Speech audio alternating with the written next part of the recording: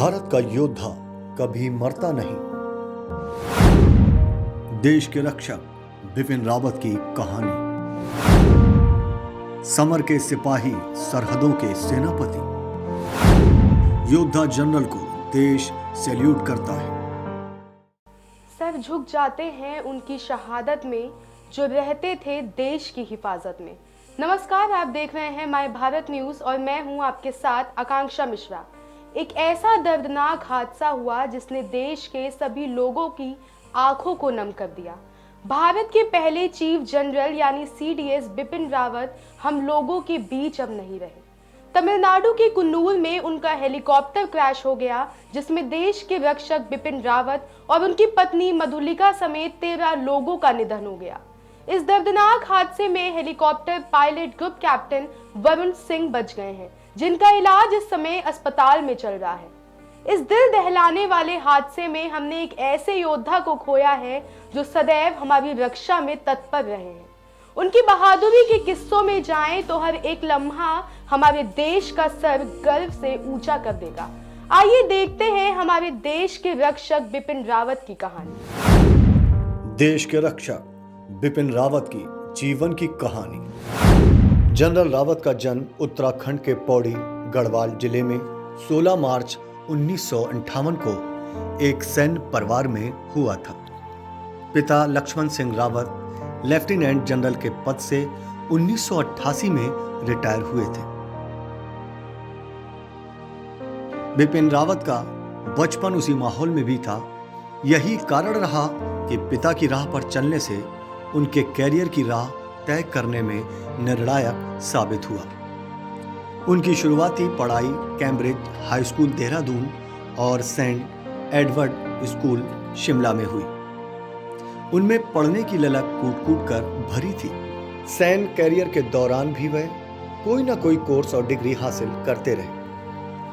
उन्होंने भारतीय सैन्य अकादमी से स्नातक किया और IMA देहरादून में उन्हें स्वॉर्ड ऑफ ऑनर से सम्मानित किया गया। उसके बाद देवी अहिल्या विश्वविद्यालय से रक्षा प्रबंध अध्ययन में MPhil की डिग्री हासिल की और मद्रास विश्वविद्यालय से स्ट्रेटेजिक एंड डिफेंस स्टडीज में MPhil किया। उसके बाद 2011 में चौधरी चरण सिंह विश्वविद्यालय से सैन्य मीडिया अध्ययन और PhD की पढ़ाई पूरी कर ली। बावजूद इसके सेना में रहते हुए हायर स्टडीज के लिए वह अमेरिका भी गए।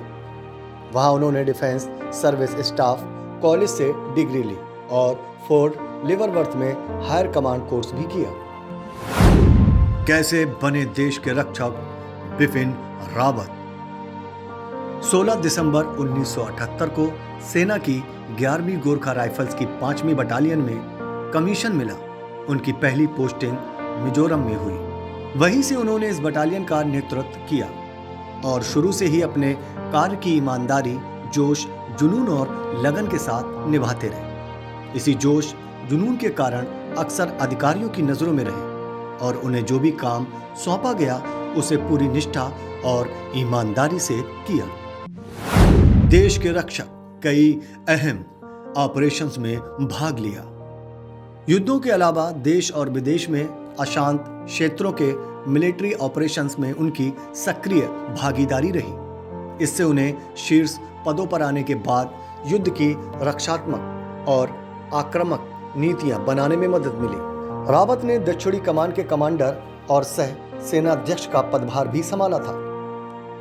उन्हें कांगो में मल्टीनेशनल ब्रिगेड की कमान के साथ साथ UN मिशन में secretary general of force commander जैसी महत्वपूर्ण जिम्मेदारियां दी गई।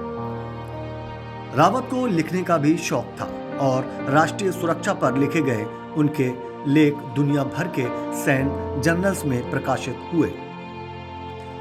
रक्षक का अनुभव पूर्वी सेक्टर में वास्तविक नियंत्रण रेखा, कश्मीर घाटी, पाकिस्तान के साथ लगी नियंत्रण रेखा और पूर्वोत्तर में काम करने का अच्छा खासा अनुभव था। उन्होंने 1999 में करगिल युद्ध में भी भाग लिया और अहम मोर्चों पर फतह हासिल करने में सेना की मदद की। इसी युद्ध में सरकार को सैन्य ऑपरेशंस की कई खामियों का अंदाजा लगा और बाद में पता चला कि सेना के तीनों अंगों के बीच सामंजस्य की कमी है। तभी से तीनों सेनाओं के लिए एक चीफ ऑफ डिफेंस स्टाफ यानी सीडीएस नियुक्त करने की कवायद तेज हो गई। रावत ने एलओसी के पार और पूर्वोत्तर में कई आतंकी ठिकानों पर हमले वाले सैन्य ऑपरेशंस की देखरेख की थी। दिसंबर 2016 में जनरल रावत देश के 27वें थल सेना प्रमुख बने। भारत सरकार ने उन्हें 2 वरिष्ठ अफसरों लेफ्टिनेंट जनरल प्रवीण बख्शी और लेफ्टिनेंट जनरल पीएम हारिज को दरकिनार कर भारतीय सेना की कमान सौंपी। रावत की रक्षा नीति में आक्रामक और तकनीक के प्रयोग को अहम बताया जाता है। उरी हमले के बाद हुए सर्जिकल स्ट्राइक से लेकर बालाकोट एयर स्ट्राइक की रणनीति के पीछे भी उनका अहम रोल रहा है। जनरल रावत की रणनीतियों को मौजूदा सरकार का काफी भरोसा हासिल रहा और निधन से ऐन पहले तक वह कई बड़े प्लान पर काम कर रहे थे। जनरल बिपिन रावत सैन्य सुधार की दिशा में अपने कामों के लिए भी जाने जाएंगे। तो ये थी जनरल बिपिन रावत की सच्ची और बहादुर कहानी। मैं भारत न्यूज आज नमन करता है ऐसे शख्स को जिसने हमेशा अपनी मेहनत और काम से हमारे देश का मान बढ़ाया है। ऐसे ही देश की तमाम बड़ी खबरों को देखने के लिए देखते रहें माय भारत न्यूज।